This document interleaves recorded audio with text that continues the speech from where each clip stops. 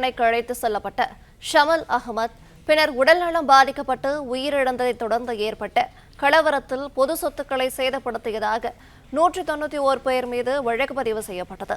அந்த வழக்கில் இன்று தீர்ப்பு வர உள்ளதால் திருப்பத்தூர் மாவட்டம் முழுவதும் 2 எஸ்பிக்கள் தலைமையில் 1000க்கும் மேற்பட்ட காவலர்கள் குவிக்கப்பட்டிருக்கின்றனர். விவரங்களை தருகிறார் செய்தியாளர் விஜயகுமார்.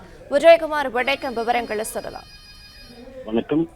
வேலூர் மாவட்டம் பள்ளிகொண்டா காவல் நிலையத்திற்கு எல்லைக்குட்பட்ட குச்சிப்பாளையம் பகுதியை சேர்ந்த பழனி இவர் 2015ஆம் ஆண்டு மே மாதம் 24ஆம் தேதி சென்னை உயர்நீதிமன்றத்தில் தனது மனைவியை கண்டுபிடித்து தாருங்கள் என்ற ஒரு மனுவை கொடுத்திருந்தார். அந்த வழக்கின் முதன்மையாக தான் இந்த வழக்கு தொடர்ந்து வருகிறது. மேலும் இதன் காரணமாக திருப்பத்தூர் மாவட்டத்தில் இப்போது இருக்கக்கூடிய திருப்பத்தூர் மாவட்டத்தை சேர்ந்த ஆம்பூர் ஷமீல் அகமது என்ற இளைஞரை இந்த வழக்கு தொடர்பாக காவல்துறை பள்ளிகொண்டா காவல் நிலையத்திற்குட்பட்ட அணைக்கட்டு பகுதியை சேர்ந்தவர். அவரை காவல்துறையினர் விசாரணைக்கு அழைத்து சென்ற பொழுது அவருக்கு உடல்நலக்குறைவு ஏற்பட்டதாகவும் சென்னையில் உள்ள தலைமை அரசு மருத்துவமனையில் ஷமீல் அகமது அனுமதிக்கப்பட்ட நிலையில் அங்கு சிகிச்சை பலனின்றி உயிரிழந்தார்.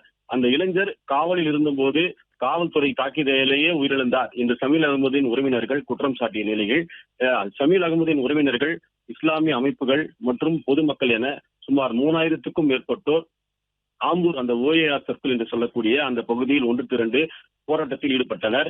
அப்பொழுது அங்கு இருக்கக்கூடிய பேருந்துகள், காவல்துறை வாகனங்கள், இந்த மதுபான கடை, தனியார் மருத்துவமனை உள்ளிட்ட பொது சொத்துக்கள் அடித்து நொறுக்கப்பட்டு சேதப்படுத்தப்பட்டன.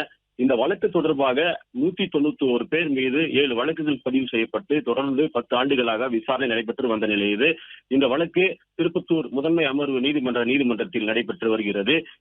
இந்த வழக்கின் தொடர்பாக இன்று தீர்ப்பு வெளியாக இந்த சூழல் தற்பொழுது இருந்து வருகிறது. தொடர்ந்து திருப்பத்தூர் மாவட்டம் முழுவதும் 2 எஸ்பிக்கள் தலைமையில் திருப்பத்தூர் காவல் கண்காணிப்பாளர் சீமலா தேவி, வேலூர் மாவட்ட கண்காணிப்பாளர் மயில்வாகனன் ஆகியோர் தலைமையில் 1000க்கும் மேற்பட்டோர் தற்பொழுது ஆம்பூர் மற்றும் வாணியம்பாடி, திருப்பத்தூர் மாவட்டம் முழுவதும் பரவலாக இந்த திருப்பத்தூர் நீதிமன்றம் உள்ளிட்ட பகுதிகளில் பாதுகாப்பு பணிகளில் ஈடுபட்டு வருகின்றனர்.